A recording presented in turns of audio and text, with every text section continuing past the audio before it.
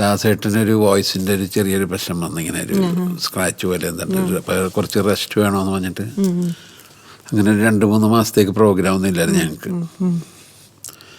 അപ്പോൾ ദാസേട്ടനെ ഞാൻ എവിടെ BTH എവിടെ കണ്ടു വെച്ചിട്ട് ഞാൻ കണ്ടപ്പോൾ പുള്ളി പറഞ്ഞേടാ നീ എനിക്ക് മദ്രാസിൽ വന്ന് നിൽക്കാൻ പാടില്ല.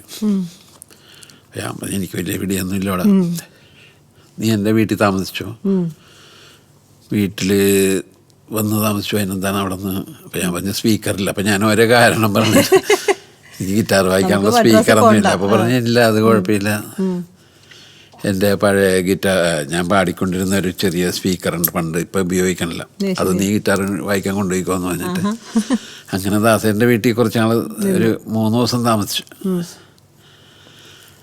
പിന്നെ എനിക്ക് മടുത്ത് അവിടെ നിന്ന് ഒരു കാലത്തെ ദാസേൻ്റെ വീടായതുകൊണ്ട് കള്ളി കൊണ്ടൊന്നും എടുത്ത് നിൽക്കാൻ പറ്റില്ല. എപ്പോഴും കാലത്തെ ഡ്രസ്സൊക്കെ ചെയ്ത് ഫ്രണ്ടിലേക്കും പിന്നെ ദാസേനെ കാണാൻ കുറേ പേര് വരും. അപ്പോൾ ഒരു ദാസേൻ്റെ പ്രൈവറ്റ് സെക്രട്ടറി പോലെ ഞാനെല്ലാം ദാസേട്ടൻ റെക്കോർഡിങ്ങിന് പോയേക്കണേണ് അതാണെന്നൊക്കെ പറഞ്ഞ്